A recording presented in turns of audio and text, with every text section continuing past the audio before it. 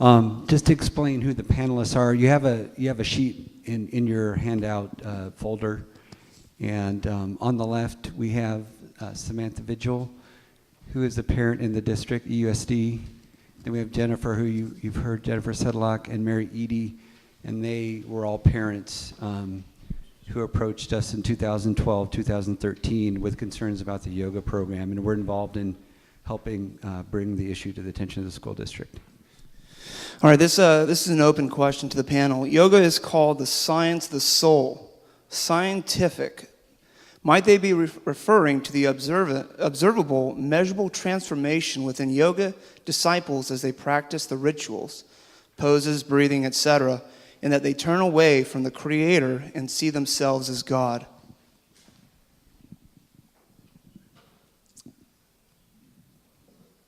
What's the question?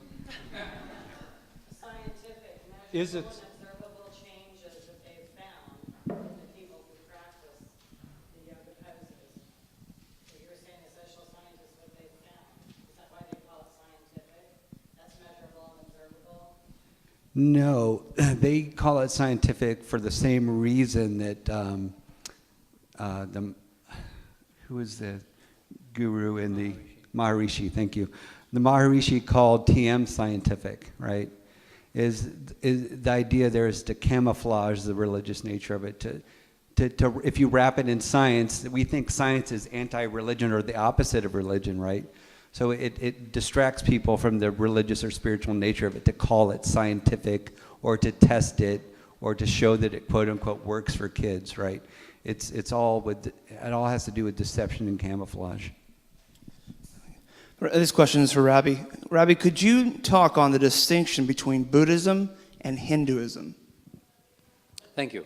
Good question, especially since we have so many millions of Buddhists in America today. And Hollywood is crazy about Buddhism. You go to Hollywood, you see all these posters and so on. Well, first and foremost, Gautama Buddha was a Hindu. We may even be related. Because back then when he lived, and he was a Brahmin, we didn't have that many Brahmins. So the first early group of Brahmins were all related. I'm not going to brag about the possibility of being related to Buddha. I just threw that in because of the fact that he was a Brahmin. And he lived in a palace, had a very privileged life. Long story short, he gave up everything and went into the forest to meditate because he was a person of compassion, hence they call him Buddha the Compassionate. And because of compassion, he wanted to find a solution to the suffering of the poor people. There were poor people back then, as indeed today as well. He was concerned about all the poor people around, and those poor people were low-caste Hindus mostly. Well, Buddha came back into town after spending some considerable time in the woods, in the forest, meditating, contemplating, thinking over things, living the sort of an ascetic life. And he came to simple conclusions. Number one, there is suffering. Well, we all know that. Number two, all suffering is the result of desires. We don't necessarily agree with that because you could cease desiring, you'll still suffer one way or the other. And three, to cease suffering, you have to cease desiring. And fourth, to reach what they then call nirvana was to follow the Eightfold Path, which is a sort of an eighth commandments of Buddhism. Well, we have some problems here. You're not supposed to desire anything. And Buddha, to the very end, desired nirvana. Actually, as a matter of fact, Buddha rejected Hinduism outright. Outright. So when people say all religions are the same, they have the same truth and the same God and all that, it's not true, starting with Buddhism, because he rejected Hinduism. So you couldn't tell him that Buddhism and Hinduism are one and the same. Furthermore, Buddha never intended to start a new religion. He didn't want religion. He never said he was God, never wrote about God, never taught about God, never pointed anybody to God.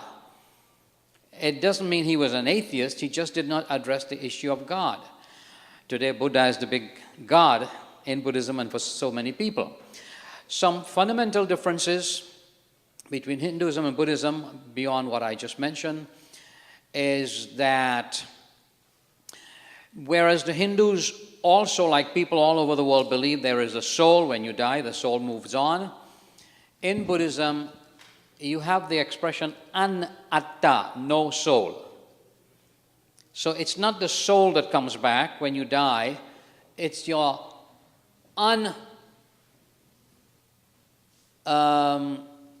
deleted desire, to use a computer term. So you didn't get rid of your desire, therefore it's sort of, if I may say, you in the form of your own desires coming back. Well, it's your desires coming back again. So there's a form of reincarnation in Buddhism. In Hinduism, the main goal, as we've already seen, is the union with Brahman, one with God, one with Brahman. You don't have that goal in Buddhism. The goal, the highest goal in Buddhism is called nirvana. It's a Pali, it's a word in the Pali language, which basically, very difficult to define. It basically means blowing out, like you blow out the flame of a candle, then the flame is no more there. It's sort of no more existing. That's in a way the highest goal of Buddhism, however, in a state of bliss. Hope that was helpful. Yeah, thank you. Dean, could you tell us how much money was paid to the Encinitas School District by the Joyce Foundation? And was any money paid to the El Cajon Valley, or the Cajon Valley District, to have yoga? I can answer the first question. The first year in 2012-2013 school year, it was $533,000. And then this last year, they upped it to $1.5 million. And so it's been a total of $2 million. It's been approximately that's been paid to the district to implement and develop this Ashtanga yoga. And what's interesting about that, I'll just point out too, is that they were supposed to do a 3-year scientific study of the program to monitor Ashtanga yoga and how it was working with the kids before they went national with it. They started during the first few months of the program, first 6 to 8 months of the program, the superintendent of the district was starting to appear in promo videos for the Joyce Foundation before they'd even studied the program. And they announced going public, going national with the program just several months ago when they only have preliminary scientific data. So this whole scientific study of the program is just a ruse, and their goal is not to really find out if it helps kids or hurts kids. Their goal is to push Ashtanga yoga nationally. I'd like to simply ask as a novice about this whole subject, why would such a deeply religious Hindu group spend so much money to finance the practice of yoga in schools? If there's no religious element to it, why would a religious group do it? You know, it'd be like Skyline Church giving $1 million to the schools here for McDonald's hamburgers. You know, why would you do it? Well, you might say you didn't want kids to go hungry, but this is not exactly the same parallel. And so I just think there's something suspicious about a religious group giving so much money to a school district. Now, this question is for the ladies on the side, the parents of the children from the different school districts. How best is it to present the problems of yoga to an unbeliever?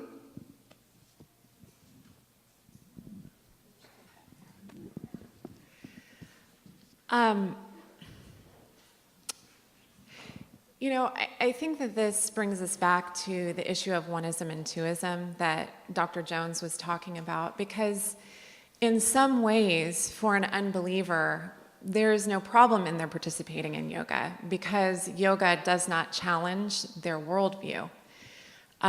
If you believe about religion that you simply get to pick and choose the things that work for you, you're not looking for an objective truth that exists outside of yourself, then I would kind of beg the question, why wouldn't you participate in yoga?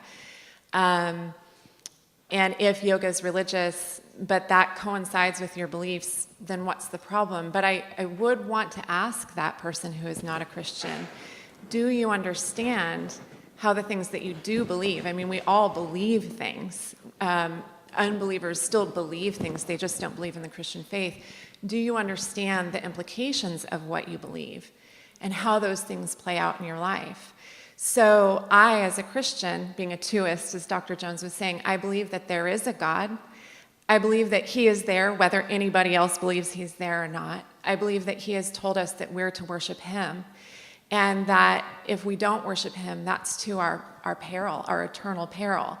And so I don't know that you could talk to an unbeliever about why they should or shouldn't be participating in yoga unless behind that you're trying to explain to them that there is ultimate truth out there, that God is transcendent, he is creator, that the only way to him we know is Jesus Christ.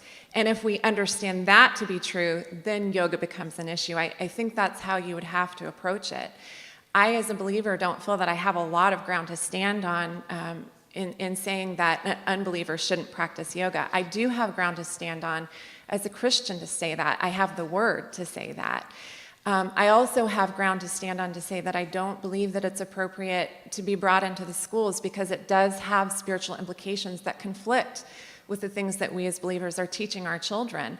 It opens them up to, no matter how sanitized it might seem within the school setting to some people, it does open them up to interest in a path and a style and a worldview that conflicts with what I'm teaching them to be true.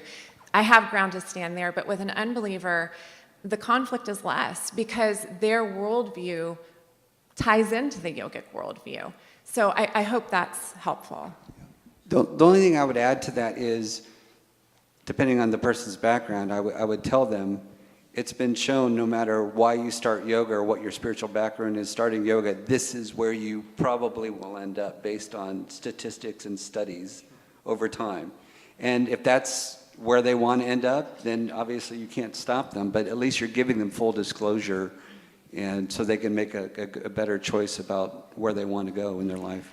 And as we, filed and people started contacting, specifically Dean, a lot of ex-yogis came out of the woodwork, and they said it took 10 to 15 to 20 years until they realized they were in a cult and that they realized how it had taken a hold of their lives. So they didn't notice in year 5, 6, 7. And these were not children. These were adults who got involved and started taking yoga. But the concern they shared with us is it all of a sudden makes you, 2 days is not enough. We're already seeing this in the district. The kids are doing it on field trips. They're being offered it at recess and before school and after school now. So the district is not only just offering them 1 or 2 classes a week or making them go to 1 or 2 unless you opt out, which is really hard to do at this point. That is why we're so concerned, because it starts to consume you. And we've been hearing from all these people calling in saying, please keep doing this. I wish more people knew about this. And those people had been through it and now have come out of it. And so they really confirmed for us, that's the scientific data right there, studies aside, that became very real to us as people called us. And as parents came forward in meetings like this and said, our children just started doing yoga 4 years ago. Now they've moved to India. They're meditating all the time. It's just taken over. Samantha, I'm just going to interject because I promised you I would explain what that video, that picture was. Samantha, could you explain that field trip picture? Yes. In my school, the children of a specific class were taking to the Encinitas Self-Realization Center as a field trip, which was odd in and of itself. And the parents were not notified of the fact that they were going there. During that time, half of the class had sped above the other half who were kind of lagging behind. And as they got to a bench, much like these pews, many of the children stopped and spontaneously got into lotus pose. as well as this, and began meditating on their own, with no cues, with no anything. So again, I think it's just so pervasive in when children are presented, their minds are so open. They want to believe their teachers. You go to school to learn, to trust who's teaching you. And when you're put in a position to be taught things that even may be against your religion, you don't have the discernment or the perception to decipher between the two things. So oftentimes, these kids end up just spontaneously following what they're being taught. And in this case, they actually got into worship poses in lotus position. That's a really very important point right here, and I'd just like to add to all of that.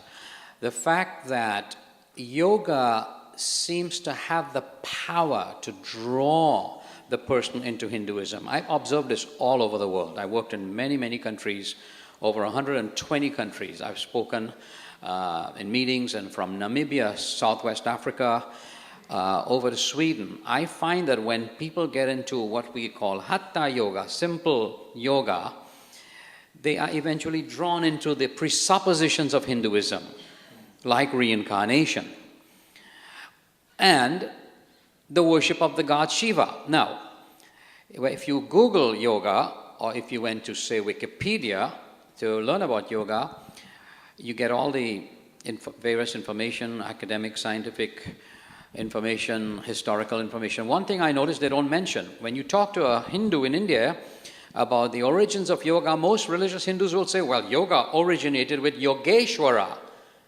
the king of yoga. You know who that was? Shiva. When I was a Hindu, I worshiped Shiva. Shiva is, according to the Hindu scriptures, the destroyer, the Satan of Hinduism.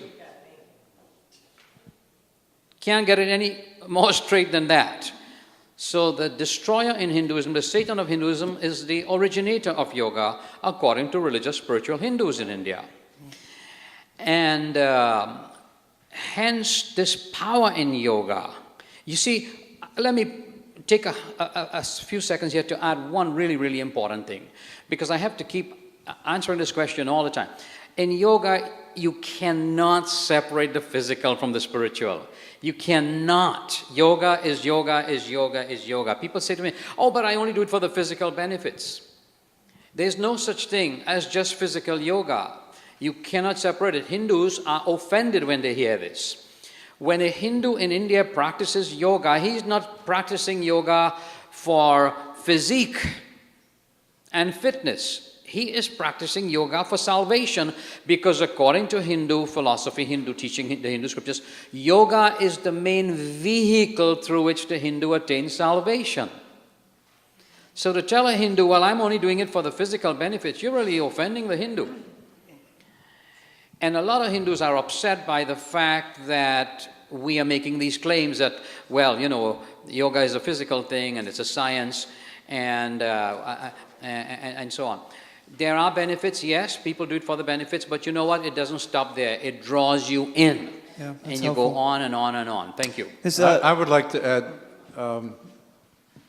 I could see how an adult could look at these yoga programs and sort of stay at arm's length, but impressionable children, I find, is a different question. Can a local authority place these impressionable children under such an ideological system, expecting them to be able to distinguish what is pure physics and what is spiritual? And I see the whole attack on kids in schools today through this way of yoga, but also the acceptance of homosexuality. There is a whole onist program to break down the distinctions between male and female, between God and creation, and it's being placed into the schools at the earliest levels. If we think that this will not have an impact on the next generation, then we are most naive. This question is for Jennifer. Encinitas has yoga in North County, but what school district have it here in East County? And what can we do in response? Well, lately the response is coming to a school district near you, because people think it's not coming to them. And From the very first night I researched this, it became very clear they're going nationwide with it. That's what their whole goal is. That was straight on the Joyce Foundation website. So I don't know. We just heard Cajon is doing Cajon Valley District, which is not surprising because the assistant superintendent from our school district, the last day of trial that he testified, the next day he left the district, and now he's the superintendent of that district. So we understand in the last 24 hours we found out they were implementing yoga there. Now we don't know if that's a pilot program or, so it's coming here very quickly. But they also just in the paper last month, and they had some big event over at their Somana Shala in Encinitas to talk about some of the districts they're rolling out to. So I don't know if that means Carlsbad, Oceanside, I don't know where, but it's coming quickly. And to speak about what you can do, I think that it is important to speak to your school district, to speak to the members of the board, to write letters, to talk to other parents, talk to fellow believers who may or may not be clear on the issues of yoga, to look into yoga and find out for yourself what it really is, to take a survey. I mean, people have mentioned Googling. Look and see what yoga is. Look and see specifically what Ashtanga yoga is and what its leaders purport it to be. You don't have to take our word for it. If you go and look up Sri Patabi Joyce, Jois, find out what he was all about. I think that that's important. I think that it speaks for itself and inform other people.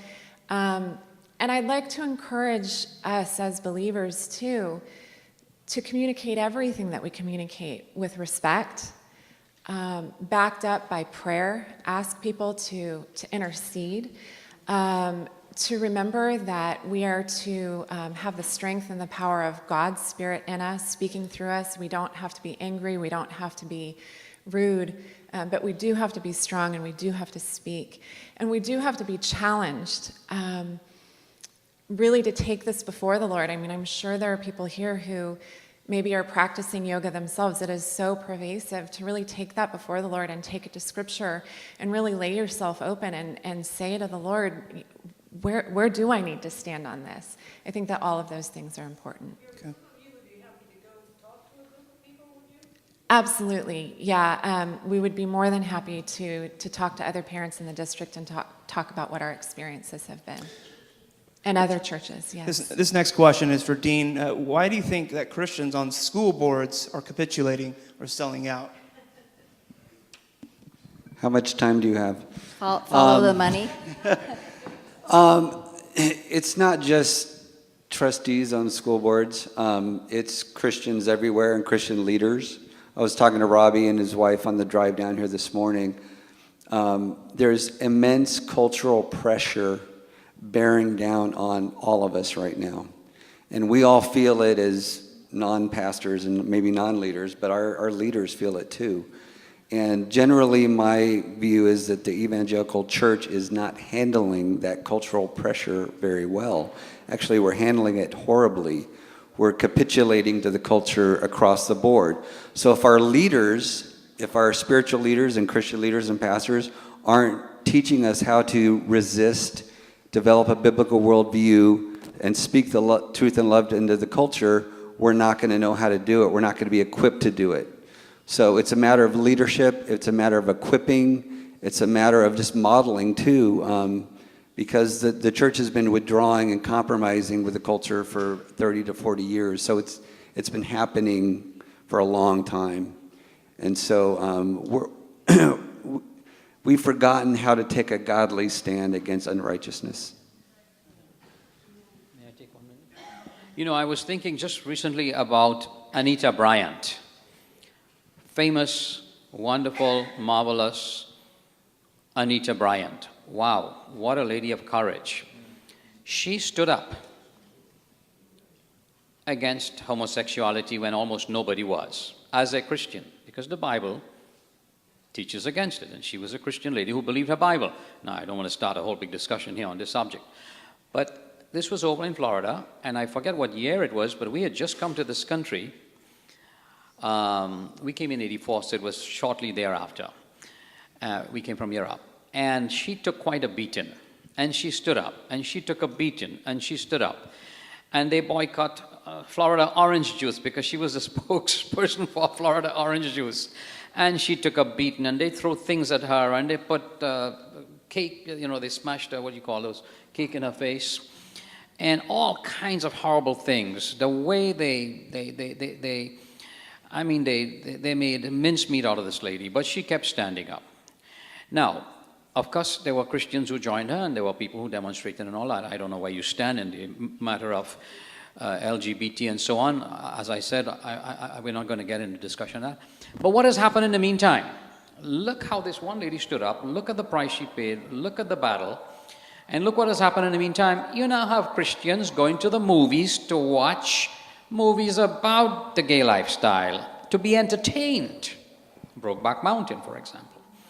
And it's become so normal today, and we watch programs on television to be entertained. And we watch the sitcoms and we are entertained, and almost in all the sitcoms they have to have somebody from the LGBT community now. Okay, that's fair play, that's fine with me. I'm not going to argue about fair play or no fair play. What I'm saying is the climate has changed. And Christians have stopped taking that stand. Same thing you could say for the abortion issue. Hundreds of thousands of people got out there all over the country and demonstrated in front of abortion clinics and so on and so forth, because they took a position. Now, none of this is happening. Yeah. I mean, of course, there are ways of doing things without having to go out there on the streets and fight and put nasty placards and so, put nasty things on posters and placards. People have overdone it. But the thing is, yoga is becoming so commonplace now. It's all over the country. And Christians are folding their arms. We're sitting back and just letting it happen. We have to take a stand. Christians have really become lazy. We're too lazy to read up on the subject. We're too lazy to see what the scripture has to say about it. We have time, for the movies and for games on internet and all that sort of thing. 101 different things we find times for. But time for really standing up for the kingdom of God, we don't have time for that. And I would really like to challenge believers, but especially believers, to take time to investigate, to read, to inquire. I mentioned the video, for example. It's just 80 minutes. Sit and watch a video on yoga for 80 minutes, and you will learn a lot. Some of the literature Peter mentioned. Read up on this stuff. Mary has written this little booklet. It doesn't take long to read this little booklet that Mary Edie wrote. We've got to get cracking. Thank you. I just want to say one thing before you give the word to him, because he took the words from me many times. No, I just want to encourage you folks to see that the yoga stuff is not simply one issue. It's part of a massive issue. Absolutely. To change the culture. This is why LGBT stuff is not another question. Obviously, you have to look at it in different ways, but we are seeing a massive attempt to change the way we think about life in general. And until Christian leaders figure this out and start teaching a twoist worldview, the church even is lost. Thank you. Before we continue the Q&A, our host, Pastor Garlow, would like to say a few things. We are over time, but this is so critical. With your permission, I'd like to turn them loose for another half an hour, because we really are, we're well over time. We know that, but I don't think we should be running out of it right now. If you have to leave, we sure understand. It was advertised 9 to 11. With your permission, we're going to continue on for a while. Let it go. About another 30 minutes, if we could. I'm taking executive privilege. I'm just so troubled by one thing you said. Did you say the parents weren't even informed of this field trip? Did I hear you correctly? That is correct, yes. Distinctly religious. Everyone knows that's a Yes, yeah. Well, Encinitas, I wish I could explain it away, but it comes back to, again, what just Peter was speaking about, is our culture now is completely flipping. And what is acceptable to do today never would have happened years ago. And it's quite unfortunate, but I do believe that the yoga in the schools was a driving force behind this field trip. Once you start to participate in this program and you start to get these kids engaged, they not only do it at the Self-Realization Center, which was bad enough that they went there, but we've heard parents on play dates that say the kids start to get stressed and they stop and they get in lotus position. Where we might be praying before a meal, some of these kids have stopped and done yoga before the meal. So they might not even know they're doing it, but they're using those key moments as Christians that we use to come to God, and they're replacing it with what they're learning at school in yoga, which is really interesting to me. And again, just shows how pervasive that is for young minds. They're not able to decipher. They really aren't. And unfortunately, a lot of the parents in our school system are not Christians. So you've got Christian parents who can teach their kids, and we can talk to them, and we can encourage them. And I've personally pulled my daughter out immediately, so she's never participated in it. But you've got another thousands of children, 6,000 kids in this district who don't have guidance and are learning now to cope, to view the world, to relax, to exercise, to calm yourself, to meditate, all through the lens of yoga. Isn't that really what you have just described? Assuming yoga poses before meals, and in these critical times where we, as a Christian culture, historically prayed and gave thanks to God, that is Hindu prayer. Yes, absolutely. Replacing Christian prayer. Yes, That yes. itself is a religious practice. Right. And Christian parents catch on to it quickly. But like I said, so many aren't Christian out there that don't even understand what the kids are doing. It's just, oh, look at that, silly. Yeah, a huge movement. I want to point out, too, if you looked at the slide carefully, those are approximately 10-year-old boys. There's no girls in that picture. I have a 10-year-old son. I've taught him to love the Lord. He has Jesus in his heart. He's been baptized, all of that. But my son doesn't pray spontaneously, publicly. And it highlights what Robbie just said, the power of yoga to draw you in. These are 10-year-old boys exhibiting not normal 10-year-old boy behavior, which is being religious and spiritual in public, in front of their friends, in front of their teacher. I mean, I wish I could have my son do that. I'm training him to be a warrior, but just think how powerful that is to get 10-year-old boys to do that spontaneously. Another example that just happened in on one of the fields right before a game, a bunch of kids started to sing a religious mantra that came from the yoga class, and they thought they won the game because of it. And one of the people who's been fighting it was right there and asking the mom, why were they singing this? Oh, they learned it at school in Encinitas School District. So they're example after example after example of things just continuing. So as they said, oh, children will not see this as religious. Well, they're still implementing it over and over. This next question is for Robbie. I understand that Hatha yoga is rooted in Tantric sexual yoga. Could you elaborate? Thank you. Well, Tantra yoga is very old, one of the oldest yogas. You know, one yoga emerges from the other. As I said earlier on, there's a whole a number of types of yoga, levels of yoga. And Tantra yoga is extremely old. You can see Tantric yoga expressed on the walls of some of our temples in India. And it has to do with the sexual. And there's no moral when it comes to Tantric yoga. As Rajneesh said, the more pervert, the better your chances of uniting with Brahman. Some of you probably remember Bhagwan Rajneesh. He came to the United States. This is a man who could not pay his rent for a one-room apartment in India. Comes to Oregon and buys 100 square miles of land, cash.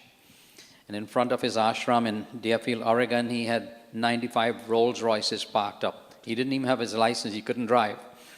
But he had 95 Rolls Royces. All that money given to him by Western people who fell for this Tantric yoga thing. So Tantra yoga is union with Brahman through the sensual, through perversion. And in Hinduism, back then we didn't have a sense that perversion was wrong or that perversion was perversion. It was a way of trying to reach Brahman. Later on, you have this development of Hatha yoga, a simpler form of yoga, the different exercises, the different positions, sitting in the lotus position. You could stand on your head for that matter in Hatha Yoga and meditate. You have all these different positions, you know, the serpent and the peacock and so on. Basically, what's happening here is the exercise, as simple as they are, is a means to an end. The exercise is for the sake of the discipline to get you eventually to be calm, to be quiet, and to look into yourself. Now, the yoga classes here, the Hatha Yoga classes here, most of the yoga teachers, if not all, will tell you, in the very beginning, yoga has nothing to do with religion. I've heard it so many times. It has nothing to do with religion. Over and over and over. I heard it in Finland. I heard it in Switzerland. But eventually, by the second or third lesson, the same yoga teacher who told you it had nothing to do with religion will now tell you, you need to sit quietly, you need to be calm, and you need to look into yourself to find the true self. Why? If you ask the yoga teacher would say now, in order to find God, because self equals God. That's good. Dean, could you tell us why there's such a push for yoga but not for physical education when the main idea behind yoga in school is for health and fitness?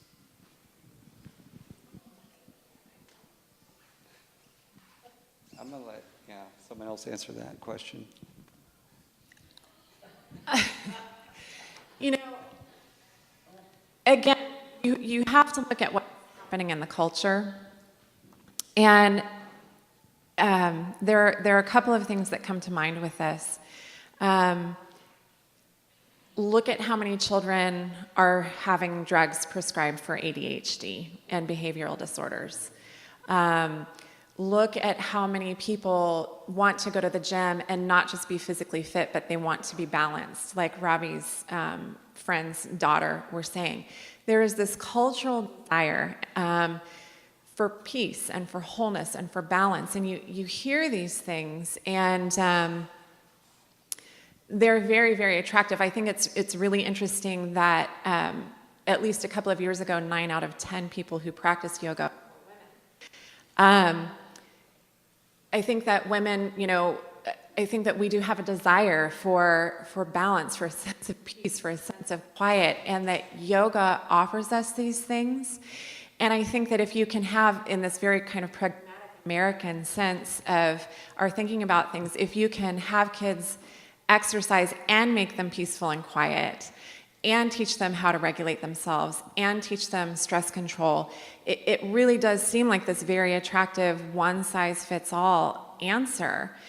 And I think that there's this weird doublespeak that happens where, on the one hand, we want to insist culturally for a lot of people that yoga is just exercise. Don't say that it's religious, it's just exercise. And yet we want yoga, because it stands apart from other exercise systems, to also accomplish all of these other things. And so I think the reason there's such a push and a desire for it in the schools is because there are problems in the schools. Our children do need to be physically fit. There are kids that are stressed out, that are overloaded.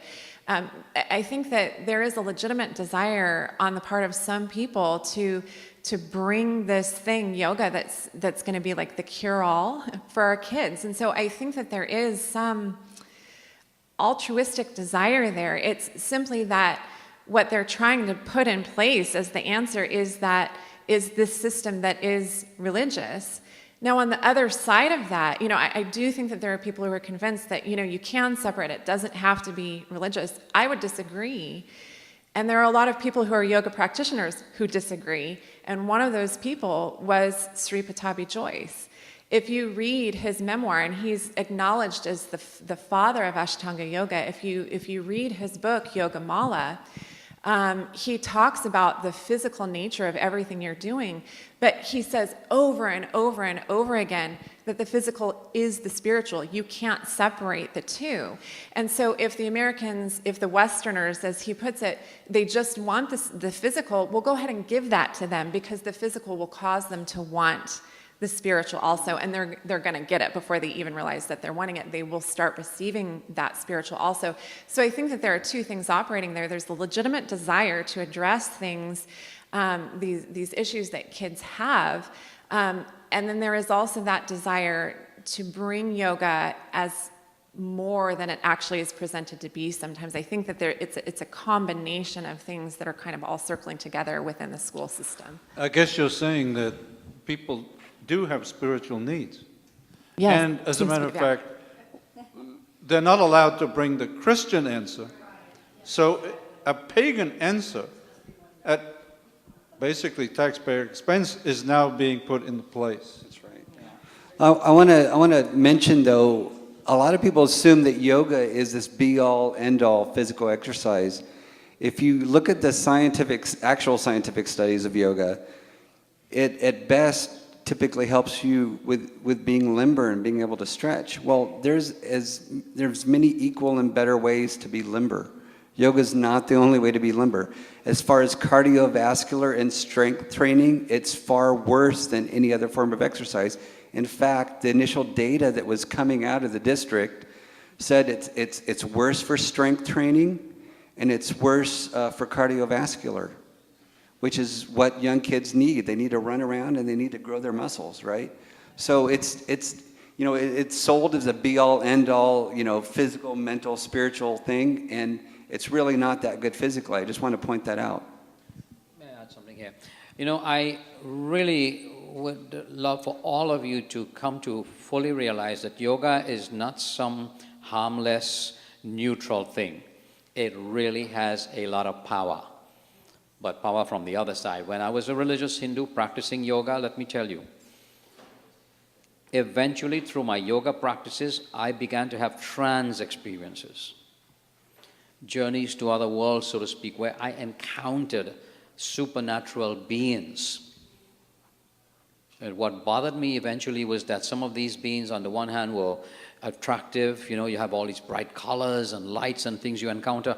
But on the other hand, I began to encounter really dark, demonic beings as a Hindu in my trance experiences. Yes, it bothered me, and I wondered why. If this is all divine and sacred and so on, how come I'm encountering these dark, demonic beings? And it made me think, and it made me begin to search. My wife and I know a French woman, Madame Florian. I had a one-week campaign at Palais de Beaulieu in Lausanne, Switzerland, some years ago. She came over from Paris to Lausanne, Switzerland, to give her testimony before I spoke. Madame Florian was an atheist, a hardcore atheist, and she had the largest yoga center in Paris. As a yoga teacher, she owned the institute. And through her yoga practices, she too began to have trance experiences. A lady who was an atheist didn't believe in anything divine and supernatural. It freaked her out. And she told us personally, she said one day during her yoga class, she was teaching yoga, one of her students, a Frenchman, sitting on the floor in the lotus position, doing yoga, suddenly fell into a trance. He was not expecting it, she was not expecting it, and she freaked out because she was not able to bring him back too. It was frightening, she said. And she heard a voice during her yoga practices telling her, and this is a woman who was an atheist, you must believe in reincarnation. You must believe in reincarnation. Madame Florian. Eventually, because of all of this freaked her out, she set off on a pursuit of the truth, and she heard the gospel, and she became a born-again Christian. Let me explain, Ravi, why when you were in your trances you met evil. Because the essence of a onist pagan system is the joining of the opposites. Mm-hmm. There is nothing external. Everything must be joined. I've been reading Carl Jung, who is one of the great influences on the way we think today about psychological health. Yes. He understood this. And you know what he did? He changed the doctrine of the Trinity and added the Father, the Son, and the devil. And the result of the Son and the devil is the Spirit. In other words, it's a sophisticated way of joining good and evil. And if we adopt this onist system, we have no answer to evil. You're right, absolutely. But let me also add here, those experiences I had, the trance experiences out in space and so on, I was nowhere out there. It was all right here in the brain. Sir John Eccles, an Australian who won the Nobel Prize for his research on the brain in 1964, who was not a Christian, John Eccles said, the human brain is a machine which any ghost could operate or manipulate when in a passive state. When in a passive state.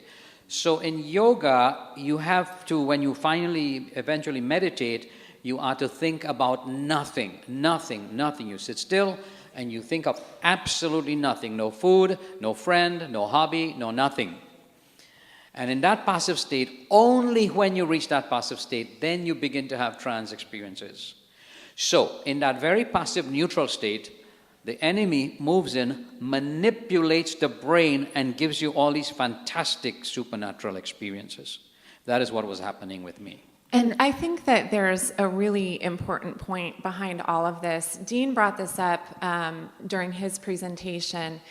And I'd like to bring it back to the forefront because there has been quite a number of times there's been a movement of Christians who have used 1 Corinthians as a justification for yoga. So within 1 Corinthians 8 through 10, Paul is talking about meat that has been sacrificed to idols, and how that meat in and of itself is not unacceptable to a Christian. So if you don't know that it's been sacrificed to an idol, you can eat it. But if you're in the presence of people who know that it was sacrificed to idols, then you'd best not eat it. And people have tried to equate yoga to meat. And we had joked actually in court when some of this conversation was happening that actually we're the meat. So I just want to clarify on something here because yoga is a ritual. It is a spiritual ritual, and it may look like exercise, but it is liturgical in its nature. And the things that Robbie is describing, this atheist woman experiencing the things that he's experienced, are a result of that ritual being performed by his body. So using 1 Corinthians, using this language of Paul to say that, you know, all things are acceptable, and trying to say, therefore, that yoga is neutral territory is an absolute false categorization of this practice. It is the very ritual that was being performed in the temple. You are making of yourself a graven image. You are, by those movements, performing pagan ritual. And it doesn't matter if you're blanking your mind out by thinking of the same Bible verse over and over again. What you are doing with your body is affecting you. And I think that Scripture is very, very clear about that. So we kind of joke sometimes about we're the meat, yoga's not the meat. That's what we're talking about. That ritual has an effect on you. That ritual will have an effect on our children. And we need to be very cognizant of that fact. And it's in those same verses in 1 Corinthians 8 through 10 where Paul, at the end there, after he discusses meat sacrificed to idols, says, flee, he commands them to flee idolatry. Don't come near it, don't touch it, don't play with it. To a lot of Christians, I describe yoga, it's kind of like playing with a Ouija board, right? At some point, that Ouija thing starts moving by itself, and there's something more happening than the purely physical things that you see happening. You know, it's really, it's really incredible. I go to India regularly, almost every year, and I take teams there, and I have ministry all over India, even though I work so much in the West. But it's amazing in India to see travel groups, yoga travel groups coming to India, and there's always the yoga teacher with them. They go to the temples and the ashrams of India, and you see them bowing to the idols. You see them worshipping Shiva and worshipping Krishna in these temples. White people, Western people, they belong to some yoga club or some yoga school. It's unbelievable. In terms of idolatry, as I said earlier on, you know, you become so much more open to Hindu presupposition, Hindu doctrines, and now Hindu gods. But yoga, really and truly, what you are doing, really, when you really get into it, in terms of what Dean just mentioned, idolatry, you're really worshiping yourself. as I think Jenny said earlier on, you're not centered, you're self-centered, and then you begin to worship yourself. You want this better physique. It's okay to want a better physique. We put on weight here in the West. We have so much food, we eat, we overeat, we get overweight, and then we run to the yoga center, the yoga class, take the yoga course to lose weight. And what happens in the end is once you get into that self thing, you are worshiping yourself. So that's one more idol in our world that you yourself, in a way, have created that you're now worshiping. Thou shalt worship the Lord thy God and him only. And I just want to add one sentence here. When Peter mentioned C.G. Jung, the Swiss psychoanalyst, I couldn't help but remember something I wrote in my book, Death of a Guru. In terms of wanting to combine, Christianity and Hinduism, to syncretize. Friends, Hinduism and Christianity are diametrically opposed to each other. As C.S. Lewis said. Yes. Diametrically opposed to each other. You just can't bring them together and unite them. It's impossible. This question is for Dr. Jones. The Apostle Paul is known to use pagan language when writing in various texts. Can't Christians use yoga to express about God through words like namaste?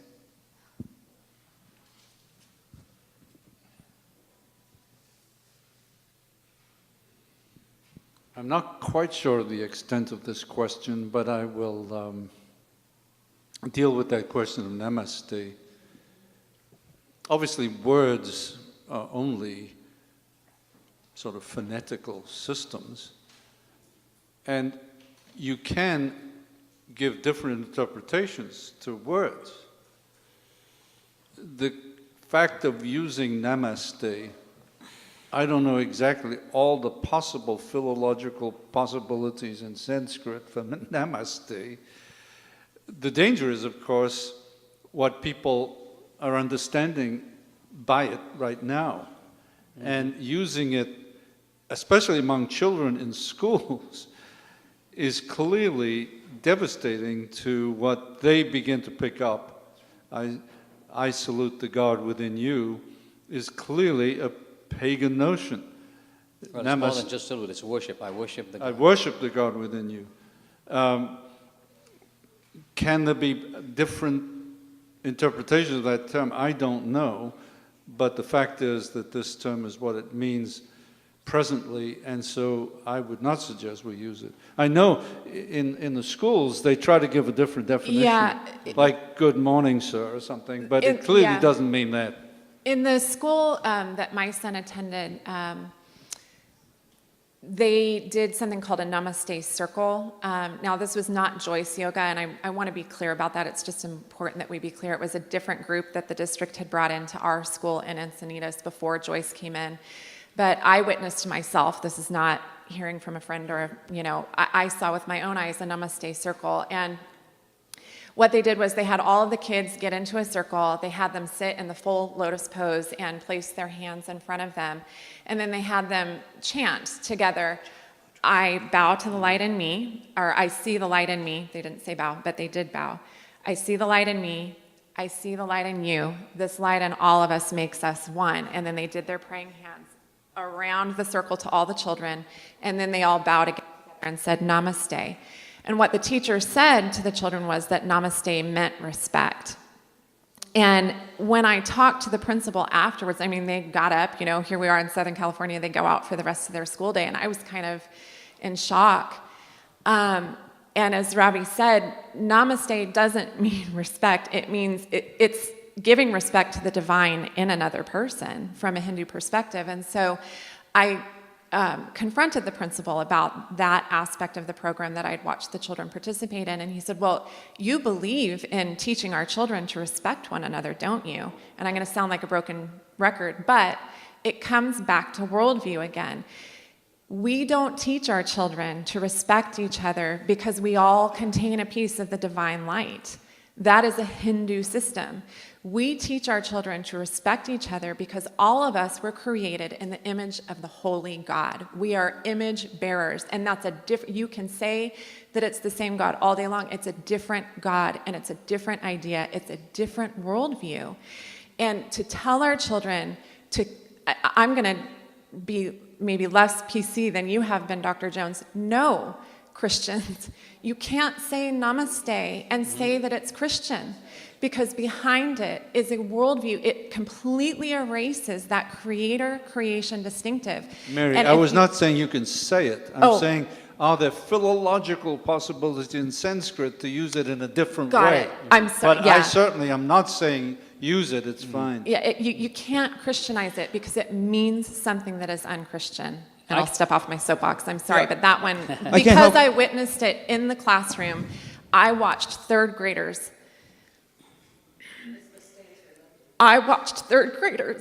bow to the divine at the leading of a teacher in a school that I had entrusted my child to. That is not okay. And the thing is that there are so many things like this happening. And just to go back to the teachers, these teachers are not district certified. They're not qualified in our district. They are yoga teachers. And they are put in a position of being the only teacher in the room. Now, the district will tell you, oh, no, we have another teacher in the room. But when you go into the rooms, school by school, that's not the case. So you're putting and entrusting to this teacher, and your children trust that person because mom and the, principal have said this person's okay. So what you find is story after story where, it's so ridiculous what's going on. You talk about some of these poses and they're now doing partner poses. These kids are smashing up against each other, boy to boy, girl to girl, and boy to girl. Do these little kids want to do that? No, they have cooties. This is the age of cooties, and I don't want to touch you. And you look in the media, and they're selling sex through yoga in magazines. They're selling dog yoga, baby yoga. I'm sorry, dogs and babies can't do yoga anyway, so why are we selling this? It's just gotten so crazy out of hand.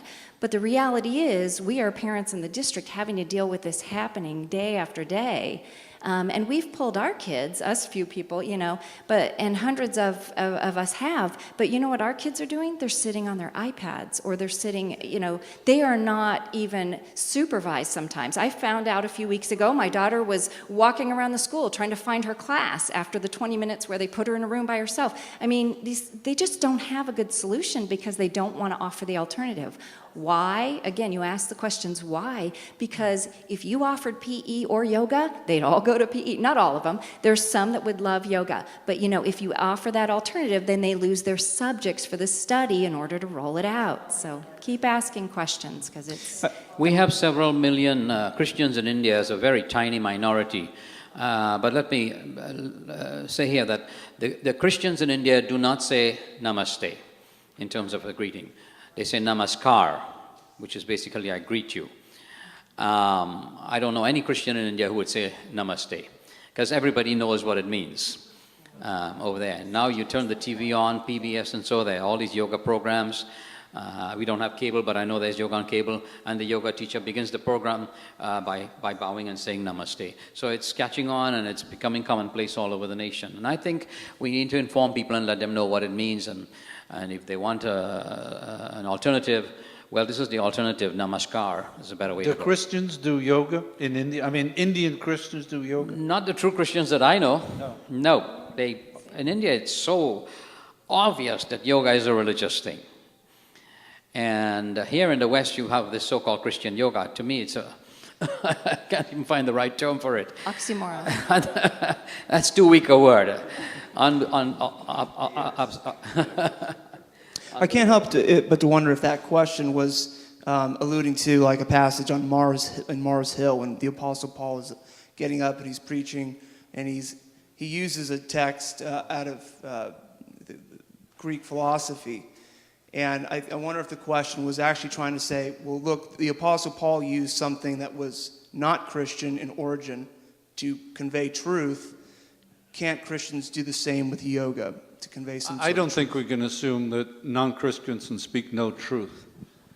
After all, we're all made in God's image, and we carry that image as created glorious beings. So there are truths that non-Christian can say, of all kinds, science and philosophy and everything else. So when the Apostle Paul cites Greek philosophers, I think he's merely there using common language that everyone understands, but he's not adopting a pagan system.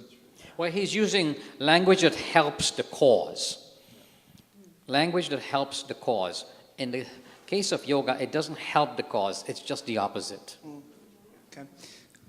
I just want to add to that, a good friend of mine and mentor who's sitting right in front of me right now, Jim Garlow. I heard in a meeting we had here a few months ago something that he said was so simple and so brilliant. As Christians and Christian leaders, we need to both transcend and engage the culture. As Peter said, we don't adopt paganism to engage pagans, right? We don't need to do that. We can transcend it with a biblical worldview while engaging them and speaking the truth in love. We don't have to give up truth to do that. And back to the friend to friend, how to answer it, because that was one of the questions. And I just want to focus on Mary's booklet, which each of you got in your folder. That really was a writing from a friend or friend. If a friend asks you when you walk out of here, why is yoga a problem? You can give the simple answer that we've tried to give here today of, it's the pathway to oneism and worshiping the creation. And Christianity is the pathway to twoism, or worshiping the creator. That's the simple answer. But when it gets more complicated with a friend who's doing yoga, who loves it, who's Christian or not, I mean, Mary's booklet really walks through and helps someone to understand, how do you even talk to a friend? And you had some more on that too, on how to, because we have encountered, if you want to share, so much of this as we've gone on. It's been interesting. We've learned how to talk about it better. We're running out of time, and so we have two more questions, so if we could keep the answers as short as possible. This question's for Dean. If the judge pronounced yoga as religious, where then is the ACLU in this case? Funny you should ask that question. We've invited, because they did not approach us. Surprise, surprise. And they've actually agreed with us on cases before and approached me. But with this yoga thing, they didn't want to touch it because it's so popular. And it's so popular amongst secular progressives who are many donors to the ACLU. But yeah, this is a case that you would think the ACLU and the Freedom from Religion Foundation and the opposition to Anita Bryant would be on top of. Let's keep religion out of the public schools. But I've actually invited the local ACLU to join us. They're looking into it, whether they'll file an amicus brief in the appeal, and I'll let you know how that goes. Are there some forms of expressions of Eastern religion that are coming into the schools and even into the church today? Final question. We should get Pam Frost to answer this one, but I would suggest that much of this mysticism, centering prayer, the use of the labyrinth, and things of that nature are thoroughly pagan in their focus on the self. And we're claiming that we can get closer to Jesus using these methods. I'm afraid it's taking us far away from the Lord. There's a lot of nature worship in the schools today. Teachers teaching the children. It's one thing to teach them to respect nature, respect the animals. I'm all for that. But it goes beyond that, almost a worship of nature.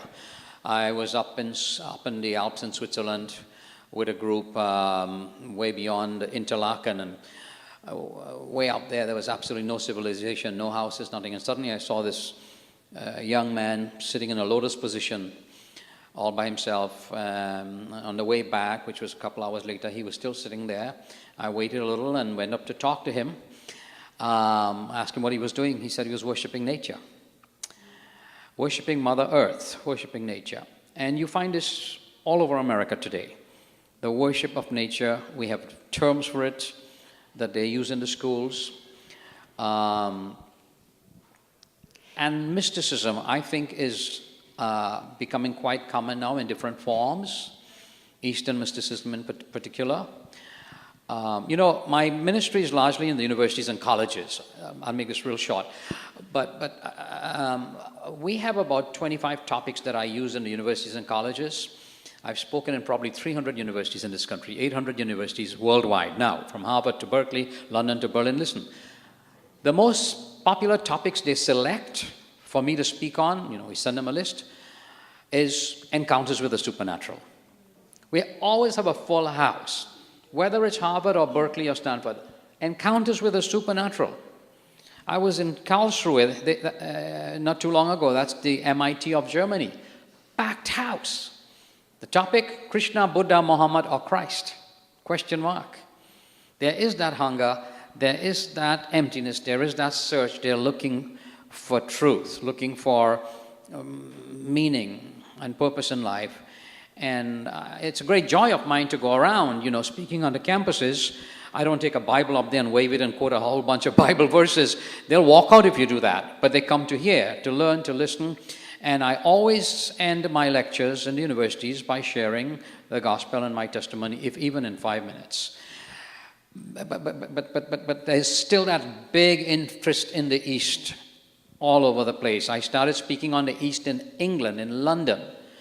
London University in the 60s, I was invited to speak by InterVarsity at London University. We had a big crowd there. That was 67. Today, in 2014, we still get a big crowd whenever I speak on the East. So the challenge is there. We need to pray, we need to act, we need to reach. Thank you. There's two other classes that, one is meditation. It's coming into the junior highs at an alarming rate and high schools. I'm seeing it all over, and I travel all over Southern California for basketball with my two boys, and it is just really alarming how much they're advertising it on marquees, on all over. So that is really, and that is the goal from yoga, to get into the meditation, as we've evidenced today. The other is the Going Green. In North County, go look at the size of the gardens in the schools now. These are elementary schools. One's even taken over a baseball field. They cannot play baseball now because of the garden.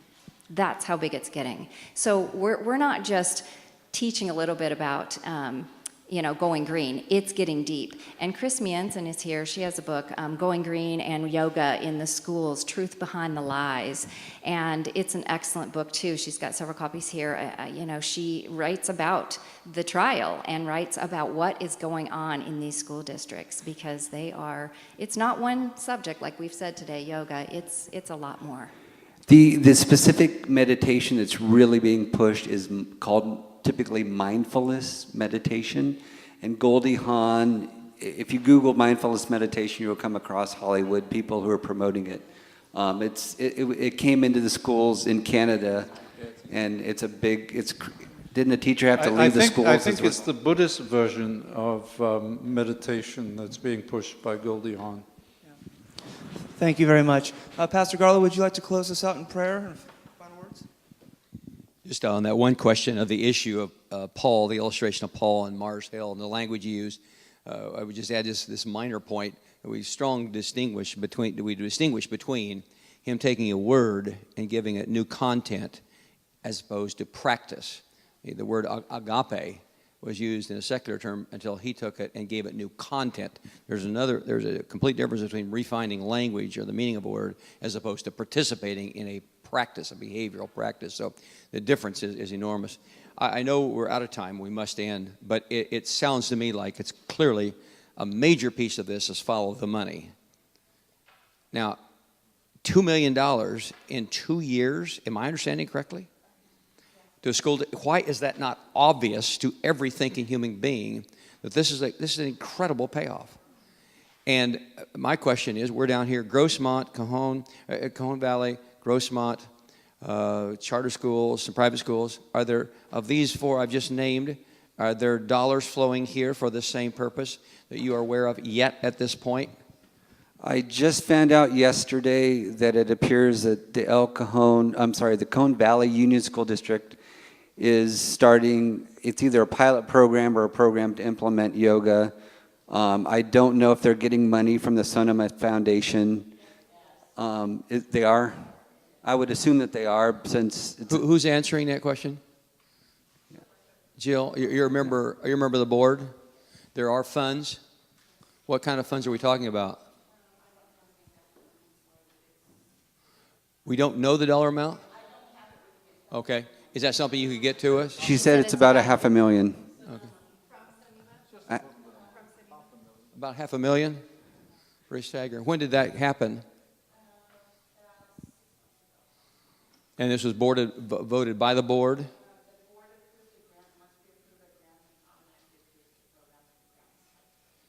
So it has been in Cajon Valley, this has been going on how long? About 4 months? And How the m- superintendent Go of ahead. that, and the superintendent of that is the new superintendent there, was the assistant superintendent in Encinitas. He was sitting right over there. He was at this meeting for much of it. He left. I'm just sharing that with you all. So he, for the first time, is seeing this information. He walked home with our packet. Not that we haven't shared a lot of this before, but so now, I just want you as a community to know and be able to hold accountable that they've seen the information. They have so. We're going to need you on, say it louder.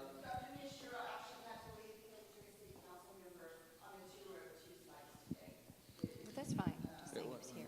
That is working with Sonoma Foundation, and they're actually at 2 of our sites today. So he actually took one of the city council members on a tour.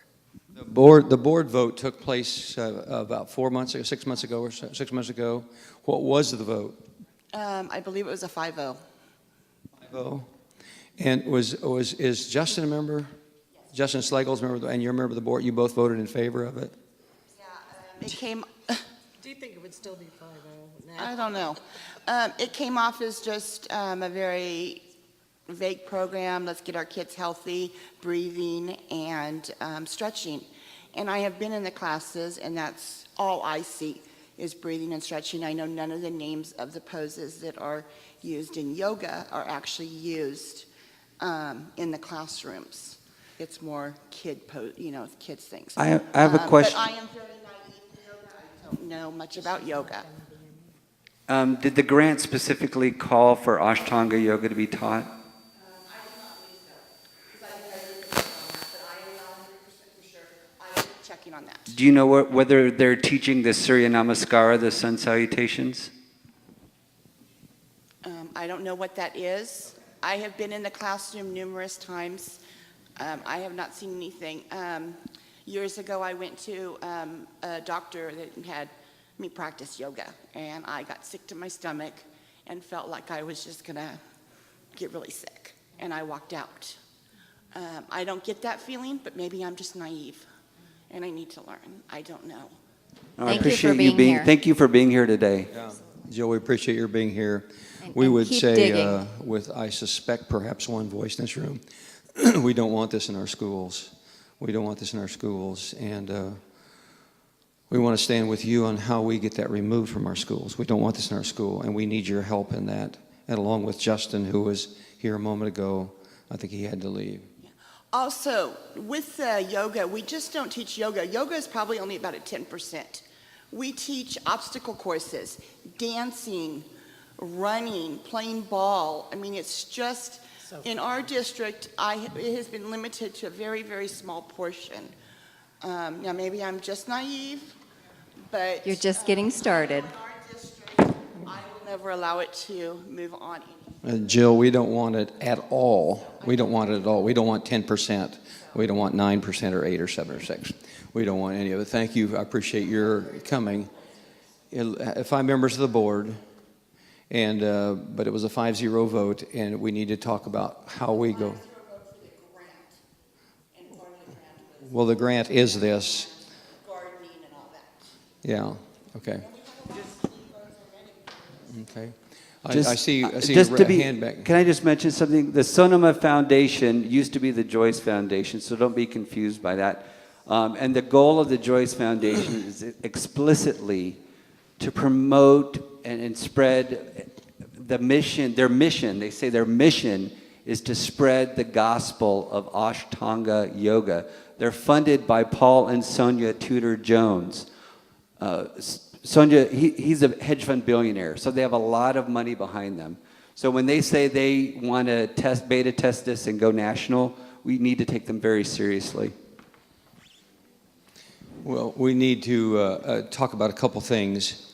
Are all three of you, I didn't catch the introductory part, are all three of you mothers of children who are in the district you're speaking? Okay. I need you to coach us on what to do. We are taping this, and with your permission, we'd like to make these available online to links and for you to spread the word to everyone you possibly can. Potentially could be broken up into segments because 3 hours is too long for anybody to watch, but maybe we can break it up into various sections for people to watch and put links out.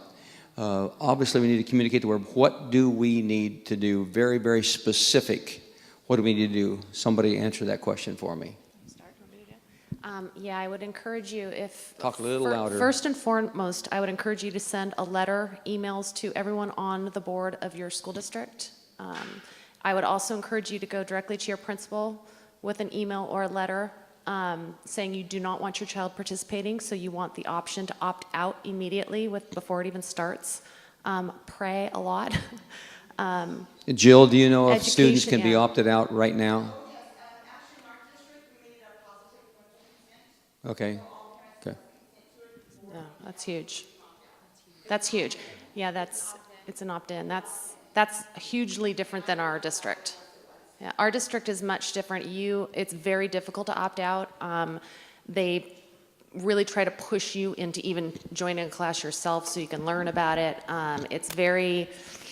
You're definitely judged when you pull your kid out. People talk about you. Your child is put in a position of having to deal with kids who might say things to them as well. But it's a great family time to discuss the importance of Jesus Christ and that we worship one God in our household. And therefore, we cannot participate in this. I would also encourage you to put together parent meetings. Just get the word out. Have someone's home where you can just get people together and encourage them. We have some DVDs that, can I say that? Yeah, we have some DVDs with regards to the presentation that Dean did and a broader scope of what Peter said as well, to show them the DVDs and then just encourage them and talk. And lastly, I think a lot of the Christians that I know that still do yoga because they can pray to God while they do yoga. They're feeling great about it. I can handle it. I don't believe that to be true, but regardless of that, as Christians, we're called to be witnesses to other Christians. And if I, as a Christian who am a strong believer of Christ, am walking into a yoga shala or able to do yoga, I'm telling all of my Christian friends that it's okay. So regardless of what you think you can handle, we need to look to Christ, we need to pray, we need to open our Bibles, and we need to understand how we are witnessing to other Christians around us and that our behavior affects that. To add to that, I would also encourage you, with regard to parent education, one thing that's very, very important is to understand what Ashtanga is and what it looks like. So, for instance, some of the names of the poses might be changed, and I know that that was the case in Encinitas, but if you watch the sequence, and you'll see that the judge determined that in the court case, is that you may be told, we were certainly told, this is actually not Ashtanga yoga anymore. We've changed it. It's Encinitas School District Yoga. So the names were different, but when you went and looked and actually watched a class, I went and watched a class, and I forget your name, Jill. I watched a class too, and it seemed completely innocuous from a lot of perspective, but what I could see, because I had educated myself, was that they were still doing the exact sun salutation opening A and B sequences. So they were doing all of the poses. They were calling some of them the same things and calling them some of them different things, but they were doing the full sequence, and that was really important to Joyce. He called it the necessary obeisance to the sun god before starting the rest of your yoga practice. That is unchanged. So they're saying it's EOSD yoga, but when you watch it and you've educated yourself, you'll see it's still Ashtanga. So really pay attention to what it looks like, because it's a physical practice. Justin, you've come back in. Thanks for being here in this session. But there is a strong consensus in this room. This is something we do not want in our school district. And as a follower of Jesus, I'm going to speak for me. I don't want this. I have 6 grandsons, and I'd request that you take a stand. We understand what Trojan horses look like when they come in all kinds of ways. And if I could get $500,000 for the district, could we teach coerced Christianity to all the students The answer is probably no, no matter what form we put it in. So I'm sure many will want to visit with the two of you afterwards. I very much appreciate you being here. 3 hours is a long time investment. And the six of you have just done phenomenal, and you're weaving the story and help us understand the narrative. I've followed it only from such a distance. I really was not in the loop. I've been fighting other battles, and consequently, I was shocked when I found out that it was in our Cajon Valley. I was that naive. I'm very disturbed that things can be bought with $500,000. Our kids can be sold for that kind of a price. That is just very disturbing at the core of me. Everything's offensive about that. And I think much more heat and pressure needs to be put on your good friends at ACLU and see them participate and stand with their principles they say they stand with. Why would we be allowing this? So I would encourage you to keep approaching and banging on that door. That should be happening. Well, we're going to pray. I just really applaud all of you who stayed in a whole extra hour. And